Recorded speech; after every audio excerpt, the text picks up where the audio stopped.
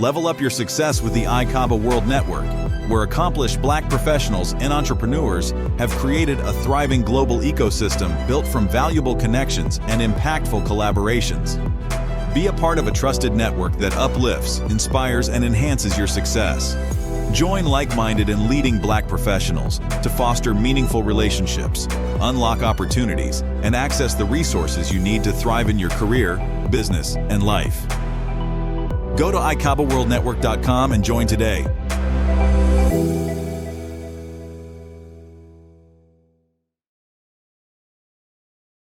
All right, ladies and gentlemen, I want to welcome you to the October 25th edition of Black Professionals Month.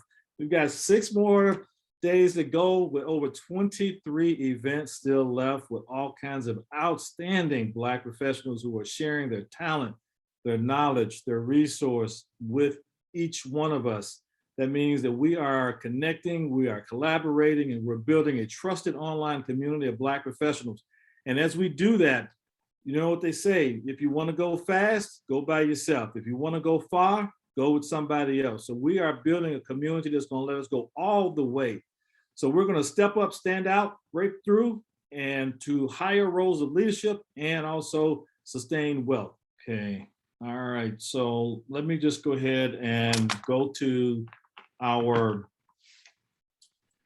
gentleman of the hour, Mr. Timothy Merriman Jr., and he is here to talk to us about diversity in commercial real estate.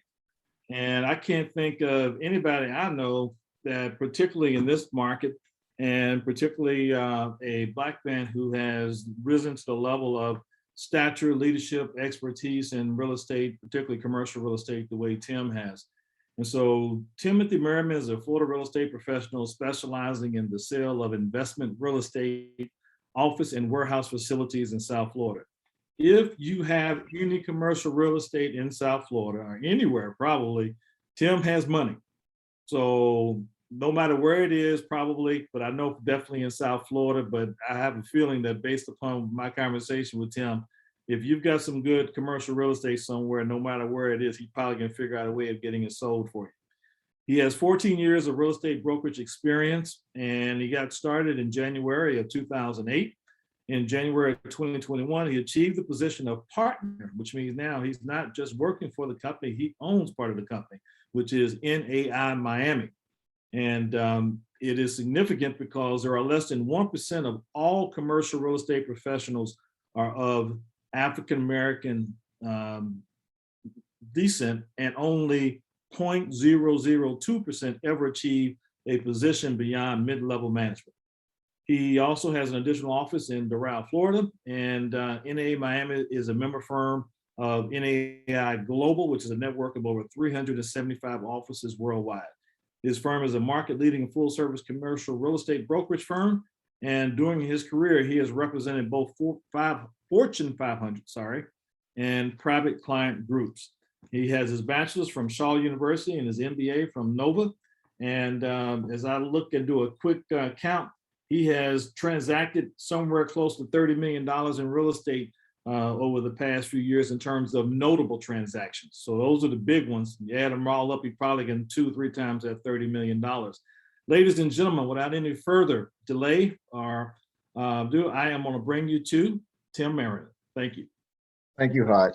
Yeah, that number, if you add up everything, I'm probably somewhere exceeding $250 million at this point. But yes, it's things here and there.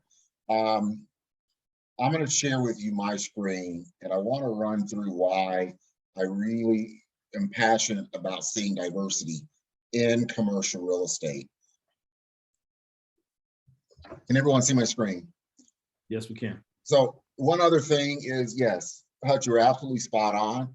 And as of 2 weeks ago, after I signed up, we have now expanded into the territory.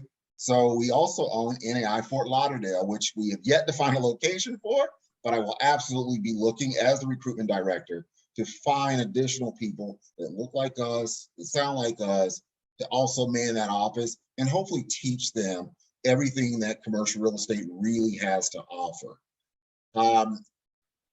As you saw in my bio, what is commercial real estate? Commercial real estate is properties that are exclusively used for the transacting of business-related purposes, rather than any type of living space, unless it's multifamily, anything 4 units or more, office buildings, warehouses, marinas, you name it, mobile home parks, anything like that that can be operated a business in, or you can derive income, significant income. That's what we operate in. I personally have sold office buildings, schools, churches, you name it. It's been the entire gamut. The reason I'm really passionate about commercial real estate is because I honestly feel it's an area that we are extremely underrepresented. This slide will demonstrate to you, as of current, the statistics as put out by the National Association of Realtors, as well as some other organizations, such as NAIOP, the National Association of Industrial and Office Properties, that 77.6% of all positions on a senior management level are held by white men. And we're not talking about, Hispanics or, white-ish. We're talking about Anglo men, 77.6. Same thing with white women, 14. Hispanic men, 2.9. Asian men, 1.6. And the current numbers for Black males is 1.3%. When you add up Hispanic women, Asian women, Black women, and other women, that group only hold less than 1% of all positions when it comes to senior level management. When you look at mid-level, still we see that there's still a disparity. White men control 68.9%. White women are still close to 17. And when you sit there and look at Hispanics, Black males, we still fall into that same disparity where we're not controlling it. We don't understand it. We don't realize what's really at stake. The reason I'm passionate about having those of us really understand this is because it doesn't impact where we live, how well we live. When we start talking about gentrification in our communities and we can't see it coming until it's in the 11th hour, or we're starting to open a business, we don't necessarily know the rules. We don't realize what's really at stake, what's really at play, or how far along in the game certain things have happened that we want to show up at the council meeting and we don't realize that the decision was actually made some time ago. For that reason, we need to have many, many, many more people of color, so that when you're sitting there and you're going into, say, you go to lease commercial space, how many people know that you can get your competitor, who may not look like us or sound like us, they're getting 20% off the rent for the first year, or the landlord's putting out 60, 70, $100,000 to build out their unit, okay? Or all the nuances that go into the lease. I will tell you, is it a challenging work environment? Absolutely, especially when you don't look like what they're expecting. With a name like Timothy Merriman Jr., you can only imagine how many times I've shown up and they didn't expect it to be me, because we are just that underrepresented. The other issue becomes, if we don't know what the rules are, we can't play the game. And, I recently joined the organization called REIS. REIS is the top 150 African-Americans in the country who participate in commercial real estate. And once you sit there and you really understand what's at stake and you can actually participate, you find that there is an extreme amount of money and wealth that can be accumulated. We've always been told, if you want to accumulate, most of the millionaires and billionaires in this country have done so through real estate. That's why it's extremely passionate about us learning what this game is. How do we raise funds? How do we buy the real estate? How do we structure the deals? Not only buying and selling it, but really diving into development. Most of us know that currently the stock market, your return is probably somewhere between 3 and 5%. Some other riskier investments, you're at 6 and 7% on average. In a good year where things are booming like right now, to do a regular deal, your return annually is about 13%. If you bought 2 or 3 years ago, I actually have clients and friends of mine who have actually doubled their investment. They bought something for 200, they're selling it for 400. They put together something for $1 million, they're selling it for 2 million. And this is not unheard of when it comes to commercial real estate. Developers, typically the reason they get into it, yes, the risks are high, but the returns are somewhere around 20%. If they can't get a 20% return, they're not doing the deal. So what does that mean? If you're working for the developer, imagine that a project manager job right now to build something for someone else. The average salary is somewhere between $65,000 to $130,000 a year.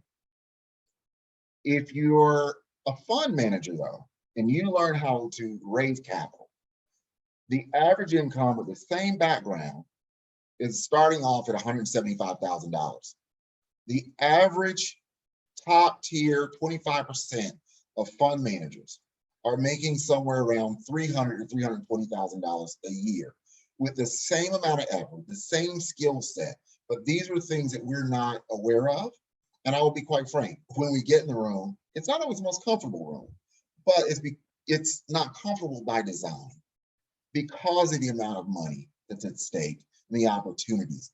But I will tell you, as we start to move into that sector, you're going to start to see what our kids can do at their first job, coming out of college, their first year, they can make 3 times that by the age of 25. I currently have juniors in my office. Again, I'm the only African-American in my office, person of color, Black. I have juniors out here under the age of 25 making 6 figures. And quite frankly, I can tell you as I walk in my office this morning, I don't know where 3 of them are. I know one's probably on a boat somewhere, one's in a foreign country at a wedding, and then I do have one out here, and the other one I'm not sure. But they're still all making significant amounts of cash without having that regular 9 to 5. And that's why we have to really start to get the skill set and the mind frame early on, because I didn't start this career until I was 31. 32, I really jumped in both, feet that high in it. Really got my mind wrapped around it. I think I was around 35, 36, and that's when the things really started to take off. But if you can sit there and get some of these kids in it at 25 and 26, you're talking about unlimited income. 2 of the people that I've followed my entire career, Don Peebles. Don Peebles tells a story about how he got into it in 1983, I believe. And he's worth about $700 million. Or the Victor McFarland, who just raised, I think it's about $150 billion to do real estate. And they're taking 1%, 1 to 2%. So I mean, we're dealing with significant numbers just because you understand the rules of the game. And it is one that is absolutely limitless. What are the requirements? A real estate license. And I always recommend having a background in some sociology, understand what different people do, why they do it, where are they moving, following those trends, as well as understanding how to do discounted cash flows, basic mathematics, understanding how finance works. The more and more we move into that, we will find that our prosperity jumps exponentially, because now you can lease space that you never thought you could. You can sit there and own buildings that you never thought you could. One of my good friends who's 33, we just sat there and we put together a deal where we have an offer out for $20 million. And he actually doesn't have any money in the deal, but he wrote the offer. He will get 1 to 2 points based on spending someone else's money because he understands how to put the deal together. I have found the deal and took it to him and said, listen, I think this is something you should look at. In that deal, I think I'm getting somewhere like 2 points. So somewhere around 400,000. That's not the only deal that I'm working on. Imagine if I had youth on my side and I could stay up 15, 16 hours and you could do a whole lot more of this stuff. What does it say for a kid that starts as a color at 23 and 24? And what kind of deals can he put together when he's 30, 35, and continue to give back? Teach more and more of our people. Not necessarily that this is going to be your career, but he's able to sit there and say, you know what, you want a dental office? I got you. I know how to put the deal together. I know which banker. I know why you got declined. Oh, you want to lease this space? Let's get you over to the SBA for a 504 loan or a 7B loan. Oh, guess what? You know what? This is on the 5-year plan. You want to buy that land over there cut me in for 5% of it. Trust me. I tell you what, that land. Or I'm working on a deal right now with some of my contemporaries in my office who were putting together a deal for a few $1,000,000 with no money in it, but we're all signing on a loan. So if something goes bad, someone else is putting up all the cash. We have a tendency to think that we can't do these monumentous things because we don't have that kind of capital. I will tell you, as you learn this business, the capital is out there. It starts chasing the people who know how to put the deal together, who know the nuances, who know exactly what it takes. So you're talking about something that you literally can be propelled from riding around, not understanding, what these buildings are worth. And in 3 or 4 years, you're putting together deals where you're making 3, 4, 500,000. And some of the people of color, our wildest dreams are coming true. That is why I honestly think this is something we really have to get more people of color, more of our youth into it so that they understand. As there was a report done, it actually did say that 16% of all respondents that are currently working in this arena, you're seeing that 25% or more say that they work in a diverse workspace. More than half, thank God, after Black Lives Matter, are now seeing that there's a cultural shift of diversity. People of color are starting to enter into the space. We're starting to understand. We're even finding that a lot of commercial real estate owners are coming out of the woodworks. They've owned stuff, they hid, they get it quietly because they didn't want targets on their back. But now they're showing it up and they're saying, no, I own that, and I own this. And now they're becoming reinvigorated, that it's not them working in their own little silo, but now they know that there are people of color that are accomplished who can come out and actually help them. Here we also have about 47%, 45% of women have experienced some type of offensive behavior. Yes, commercial real estate is still very much a man's world. However, we do see that it's actually shifting, and we're getting extremely invigorated by that. That it's now something where we're seeing more and more women understand, like Tammy Jones, who has raised somewhere around $3 billion. And she's lending out. She's actually being able to control who gets the money and making sure that people of color actually get the opportunity and creating a much safer environment for women of color, women in general, to make sure everyone's getting a fair chance. Why is represented, as I said, why is it important? Because we don't realize what the rules are. We don't realize what the opportunities are. We don't realize what we're leaving on the table. So what is missing? We don't have enough people of color out here understanding what the sales trends, lease trends, the lending trends, like I said, zoning, and even the equity trends. How much money is flooding the market? Lease trends. When you go in to sign that lease, do we have enough people that look like us, that sound like us, that know exactly what the property really did lease for? What did the guy who's competing for you with the space, he's offering $200 less than you? Or as we saw with COVID, with all the businesses that went under, how many people knew how to restructure their lease? Or what clauses? There's one that was buried in there called force majeure. And most people don't even know what it means. We sign these leases and not realizing force majeure was act of God. Was the pandemic an act of God? Well, the courts have said no. But if there's a hurricane, tornado, lightning strikes, it's an act of God. It may actually give you the opportunity to get out of your lease. Most people of color don't know that. They don't even know to sit there and approach their landlord to ask for this type of relief. Sales trends, how many, because there's not enough of us out here, we don't know. Years ago, I was approached by a gentleman in my lodge who someone walked in his door, gave him an offer. He thought the hand of God to stretch forth and give him exactly what he had been asking for. $500,000 cash, 30 days, he was gonna walk away in his old pickup truck with a pocket full of money, only for him to call me that Sunday afternoon. I got in my car and got over to his office. And as I read the contract, they had put so many things that contractually he could not sit there and perform, such as a 40-year recertification, which is basically only here for South Florida. He didn't realize that certain things were code violations. He had to actually clear all that stuff up before he could deliver clear title. And as we sat there, we worked that deal. what we came to the conclusion was they really only wanted to give him $250,000 cash and send him on his merry way. Truth be known, because he was advanced age and he had me on his side, I told him the property was actually worth 7 figures.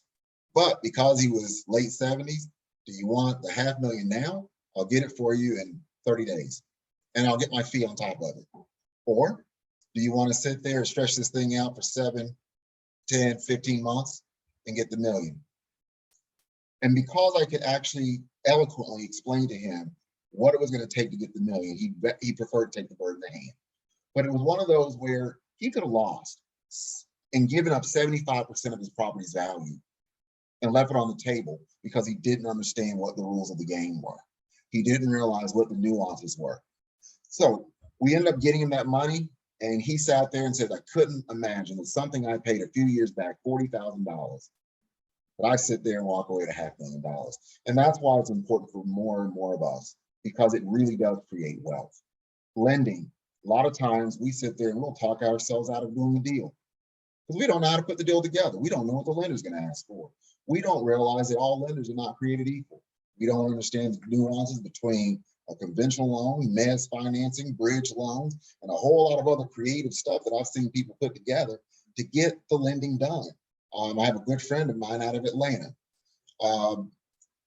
Yakin actually raises.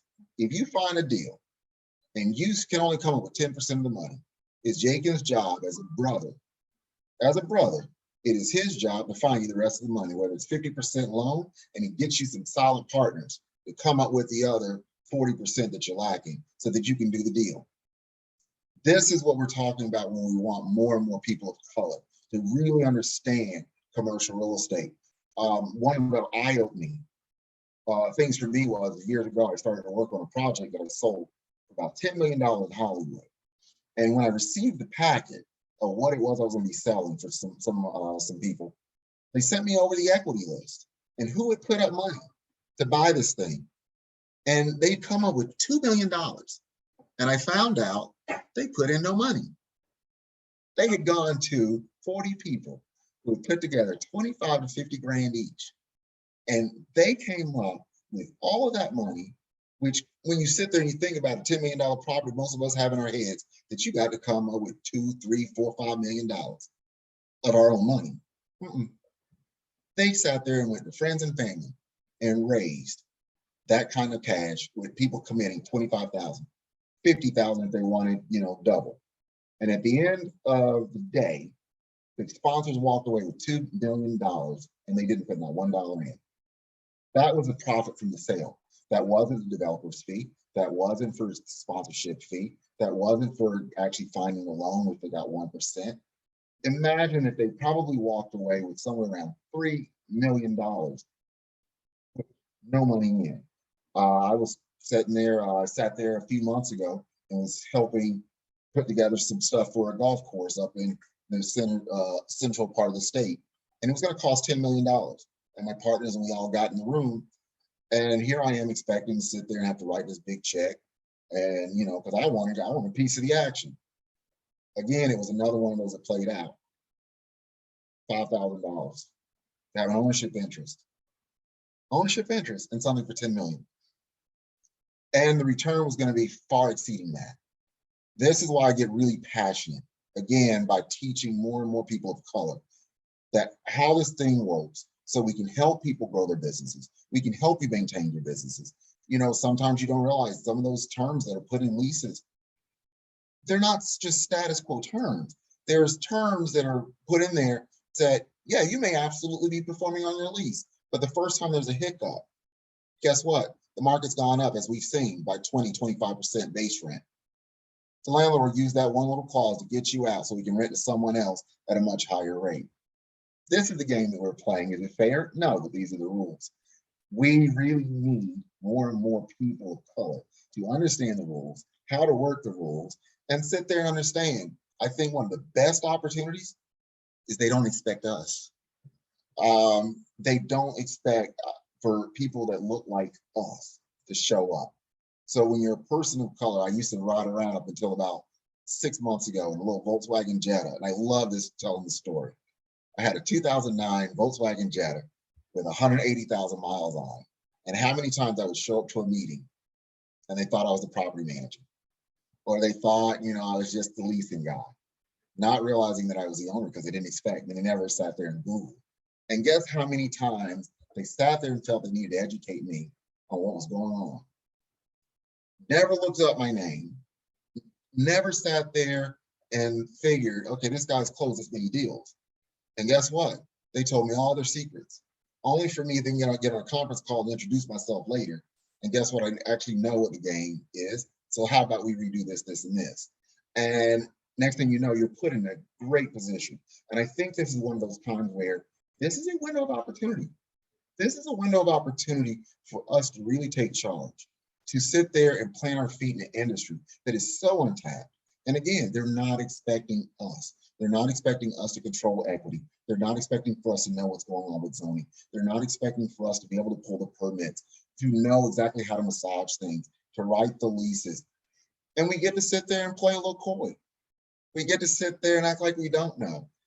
Now, on the other side is once they find out, you know, being an African-American, being an African-American woman that knows this, guess what your best marketing tool is? You can walk into a room with 400 folk that don't look like us. And guess who they remember? It has been one of the best things about this career is when you know, and they know you don't have to do a whole lot of marketing anymore. Because as you move in this area, they know, everybody knows Don Peoples, but no one ever knows any of his competitors down here in Miami. You know, when you sit there and you look at Don Peoples in DC, and he's doing deals up there, same thing. Very few people know any of his competitors, but there are tons of them. That's why I'm excited for us to be at this point, post Black Lives Matter, where now people are throwing equity at us if we know how to put it together. We are sitting on the zoning boards. We are understanding the lending. And guess what? They're actually restructuring the lending for people like us. And if you already know the game, it just got 10 times easier. Because guess what? Now you can go to the bank and you can get the $1 million, the $2 million, the $5 million because you know how to structure it. You know what they're asking and you know what the caveats are. You know exactly what the rule of the game backwards and forward. And this is a game that you can continue to play it until your old age. You know, most professions you look to retire. Not this one. As long as you can think clearly, and you can read and you can understand and you can pick up the phone, guess what? It's like playing chess. Does anyone ever say I'm going to stop playing chess because I got too old? Nope. Guess what? You can still do this. You can still sit in the car. You can still, I've done it, been in a foreign country, did a deal for I think $10 million. I was in Costa Rica, sitting there in between things, and it only took me 15 minutes to sit there and set stuff up because I put in the work and understood. And I'm really excited for more and more of us to really start to move in this area, to really see the exponential wealth. There's so many different facets of this. Maybe you're not going to be a broker where you're like me and you're riding around in your car. You're looking for opportunities. You're cold calling on business owners, trying to figure out if they want to sell or do a 1031 and flip money and do this and all these wonderful things. No, maybe it is that you sit there and you have dinner with a bunch of wealthy folk that got more money coming in and know what to do with. They're looking to you to help them sit there and place it. I got friends that do that, people of color, not enough of us. Maybe it is if you sit there and you go to Lumens, where I have a wonderful friend of mine who knows exactly how to structure the deal. And guess what? You show up at his door and you got a great deal. Well, guess what? He can't finance it with just you alone, but he can pick up the phone and call 3 or 4 more people. And guess what? Now you can put the deal. This is how other groups are growing their wealth exponentially. And we have been siloed into thinking we have to do it by ourselves. And I, quite frankly, once you learn it, it is so much easier than you imagine. And it's fun. It's one of these things where, yeah, you get beat up. And I'm going to be honest with you, you're going to sit there and things aren't going to always go right. You may actually want to quit 3 or 4 times a year and go get a regular job until you do that one deal. And then you guess what? You're back on the horse, you're doing it again, and you're doing it again. And it's because you've learned these things. You've learned the lease trends, you've learned the sales trends, you've learned what's out there lending. You can tell your friends are able to sit there and tell you that these changes are coming. Or maybe it's deals that you just trust people and they show up at your door and say, listen, I want you in on this. I want you in on this. So guess what? For a few dollars or your expertise, sweat equity, because you understand it, sweat equity. I want you in it. I need you. I got a call 2 Sundays ago to meet with the pastor. The guy is silly, and I'm talking about a silly offer for his church. Sitting in his dream was to build a bigger church. Guess what? Offer wasn't that silly. And he knew who to call to see what the real valuation was. And we're going to actually help him relocate his facility to somewhere else where he can expand his congregation, expand all the things that his church can provide by building additional buildings, because he sat there and knew who to call, the person to call it, who didn't just say sell it and take the money and didn't want just a commission. But it's like, no. Guess what? That number's silly. Let's increase that number.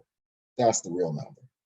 And I've seen that happen with us a lot, where we don't, again, because we don't have enough, it's almost assumed that we're not going to know. So let's give them something silly. Let's give them 50 cents on the dollar, 60 cents on the dollar. Well, the numbers sound great to us, but guess what? Those aren't the real numbers. So that's why it's imperative that we really start to get more and more of our youth, when they're not economically challenged. They don't, as I started with wife and kids, and I got daycare and school field trips and things to pay for. But when you're 24 and you're 25 years without, as we say in the South, without chick nor child, and you could really jump in and take the risks, and you're setting your family up with generational wealth, where you really understand how to put these deals together, and they're paying for themselves. So many times we've gone and we've done the right thing with absolutely the right intentions, and we buy these, rental homes, not realizing with the same amount of effort, we could have actually bought a small apartment complex, possibly with less money down, if we know how to structure the deal. And guess what? If you really know how to structure the deal, I'm going to tell you one that I found. Within 3 years, all of the equity that you invested has actually been returned to you. Now it's time to go for round 2. You go buy a second apartment building. Imagine what that looks like 15 years from now, when you really understand. And that's how some of the African Americans in organizations like Reese have been able to really grow their wealth, because they're able to understand how to structure the deals. And for that reason, we have to get more and more of our kids to go into financing. This brings me to my next slide. What is it that we really need? We really need to focus on education. We need more of our kids to go into finance. We need them to go into accounting. We need them, and it's not something where they have, even if it's a minor, because ironically, most of what you do within commercial real estate is actually basic finance, is basic accounting. I don't remember the last time I did the gap method, but I can do most of what I need to do on the back of the napkin with my smartphone, knowing exactly how to do a discounted cash flow, 10-year projections, and talking a lingo that's not so difficult. We also, for those kids that maybe they can't sit there and spend 2 or 3 years, got to start helping them identify the career opportunities that may not be in the brokerage side. But maybe I have a good friend over at one of the retirement funds who's pulling down $300,000 a year, managing $3 billion worth of someone else's assets. He looks at their rent rolls, and guess what what position that puts him in? Maybe not at 24 and 25, but he still is developing an income stream where once he's actually saved enough capital, he still has a guy like me in this corner that I can sit there and call him and say, Al, I got a deal for you. Write me into the deal for this small little portion. Al has all the money. That is where we really need to see the opportunities. And then just learning how to structure deals.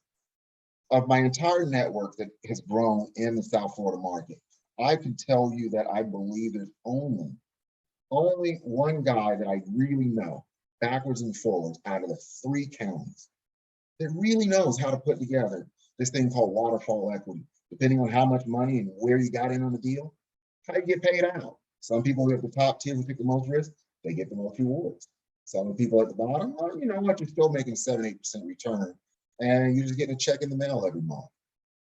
Evans knows how to put that. And that's why I really get excited, because we're starting to see that we have enough people of color that know how to put this stuff together. You don't have to be the end all be all, like the Don Peebles and the Victor McFarlands and the Tammy Joneses, who literally had to learn how to be the person that covered all the bases. We have enough people now that we also are getting invigorated with teaching others to come behind us and do what we do. And guess what? I want them to do it better. I want them to live the dreams and know that if you can dream it, you really can achieve it with a career in commercial real estate. Even if it's not your primary career, and you're a doctor, you're an attorney, which a lot of my clients are, but because they understand what this is, they're able to sit there and invest. And still, I got a few clients that they get a payout. Their kids, they're dead and gone. Well, the clients passed away, but their kids get $1 million each every January paid out from the trust. And the kids, because they know, they reinvest it, and now they're buying more, and they don't vote on office. They're off traveling. But every year during the first quarter, they're looking to redeploy capital. They're looking to continue to grow, and they're not touching any of the money that was inherited. That's where I see us really starting to understand how to structure deals, how to structure our trust, how to structure our inheritances, so that our kids are set up in a position where in the future, they know exactly what the opportunities. They don't have to worry about certain bills. You know, they can sit there and invest in real estate. And unlike buying a rental home, 99% of the commercial real estate assets, if something happens, the roof starts to leak, it's on the tenant. If the wall sits there and it starts to have a hole in it, it's on the tenant. You don't get the calls at 2 o'clock in the morning. The toilet, it's on the tenant. It's an absolute triple net. Property taxes, insurance, all repairs, all build out. It's on the tenant. Most people don't realize that all the Wendy's, McDonald's, Burger Kings, CVS's, all that stuff is owned by little old ladies in Wisconsin and Idaho who knew to throw $3 million in. And guess what? Every year they're getting somewhere around $270,000, $300,000 in perpetuity because they knew how to put the deal together. That's where I'm getting excited. And I want to sit there and encourage more and more of our youth to go into these areas, understand it, learn, even if they don't go to school for it, at least get some knowledge. Go get a CCIM, an SILR, some of these other certifications where they can do it part-time and they know what to do rather than always throwing the money in the 401k, which just so you know, you can't pull money out of a 401k to roll it into an investment property without paying. Understand 1031 tax exchanges, God, I hope doesn't go away during the next year, but really understand how to structure this stuff so that, guess what, it becomes really fun. And you're now, again, putting deals together, making wealth, and you're able to sit there, and I'll leave you with this. You really start to understand that when you achieve it, when you learn it, you've opened the door for 20 more, just like you, to come behind you. It is not all about you running around with an ego beating on your chest. But when you sit there and you do these things, and you get them the education, and you help them identify the career opportunities and teach them how to structure deals, you've got 20 folks that look just like you. Not just your children, but friends of your children, cousins, your ancestors, that your children and other children that you impact will be able to structure these deals. And now they're really playing in the real wealth game. And they understand exactly how to sit there. I want someone to surpass me. They understand how to put this stuff together. I want somebody who's great at it. I'm good at it. I want some kids that are great at it to move into this space. And again, understand all of this. And if I'm always here to help. My contact information is now on the screen. Timothy Merriman Jr., yes, only partner that I've ever found of a top tier commercial real estate brokerage in the Southeastern United States. It's because I haven't looked any further, because I got tired. I'm always here to help any way possible, inspire, you know, as a resource. You need office space, you need to know what that lease says, you got yourself in a situation that you don't know what's going on, reach out to me. If I don't know, I know someone who does. That is my spiel, and I hope you've gotten something from my presentation today. And again, if you have any questions, let me know. And with that, I'll turn it back over to Hutch. All right, Tim. Well, thank you so much. You know, Tim, you know, as I was listening to you, you reminded me of something that I read when I first was working on the business plan for my very first business. And it said that people who manage people are managed by the people. No, wait, take it back. Let me start. People who manage things are managed by the people who manage people, and the people who manage people are managed by those who manage money. So it was a hierarchical, visualization of where you want to be at the end of the day. You want to manage things, people, or money. The top of the food chain are those who manage money. Absolutely. And I'm just glad that we've gotten to that point where there's enough of us controlling the money that should not be the opposite. So there's a lot of people managing things,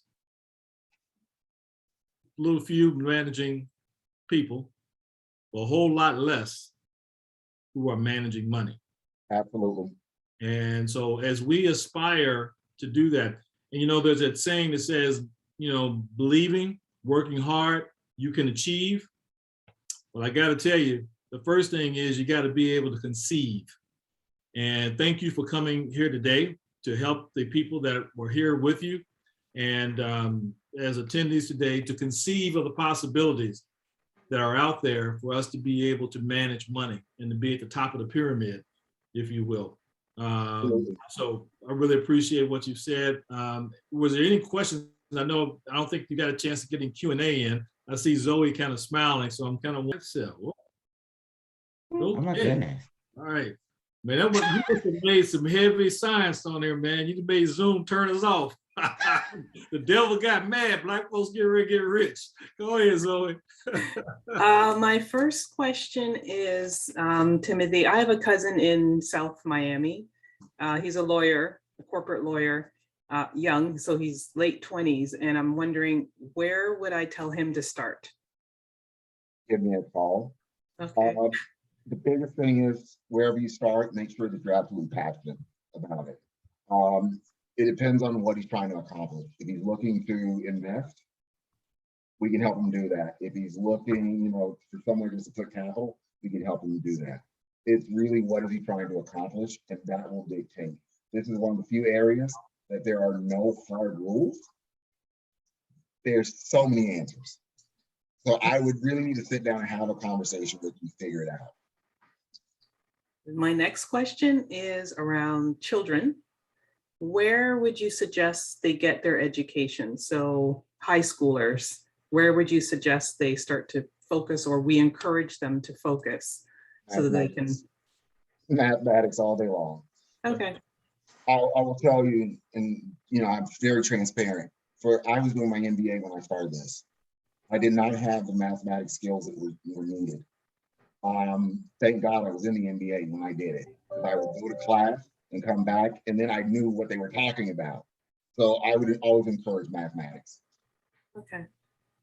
And for someone like me looking to get started, to even know where I would like to put my focus in, I have rental properties, but they're residential rental properties.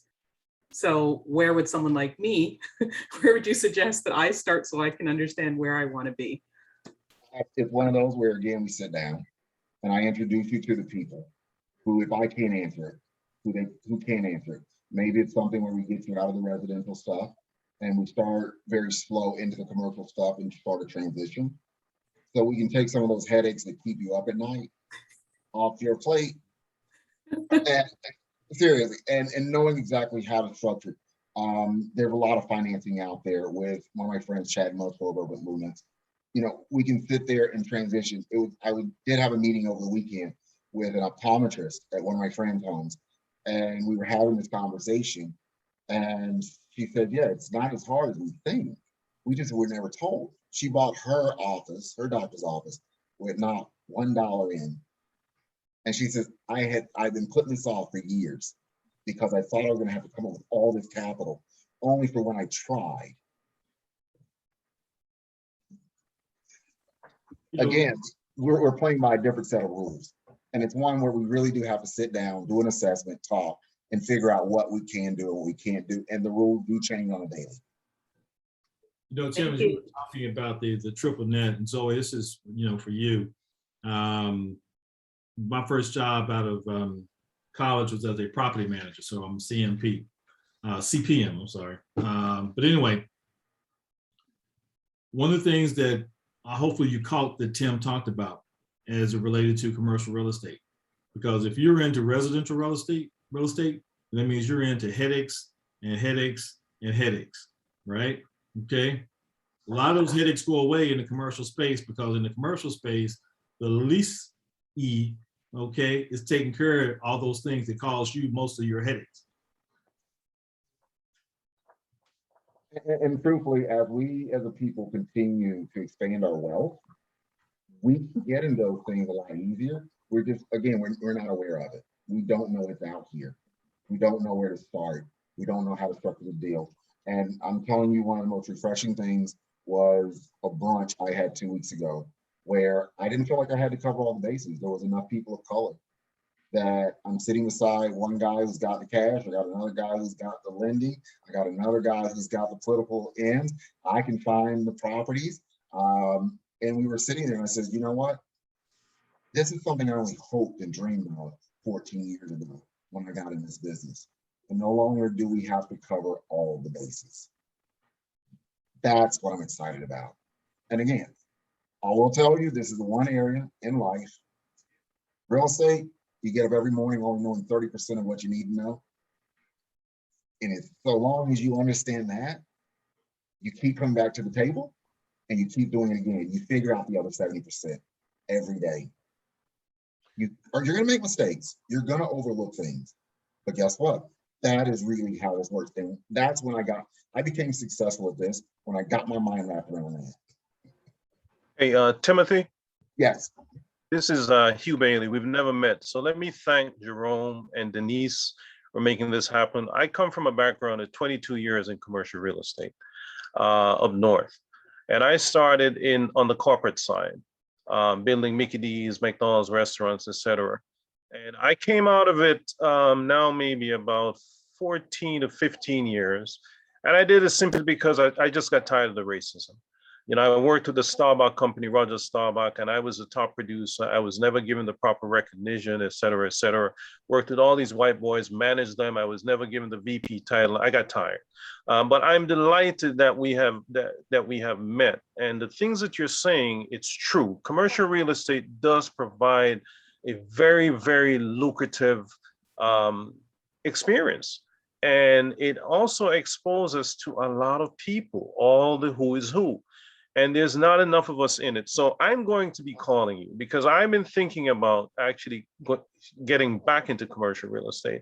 The problem has been for me, the challenge is once you step out and being Black and you try to step back in, they don't really allow you back in. So you will hear from me. Perfect. And you're absolutely right. Usually there's only space for one or two. I've got to jump in and break out because we've got our next session coming up in about 10 minutes. And the speaker is here all the way from South Africa.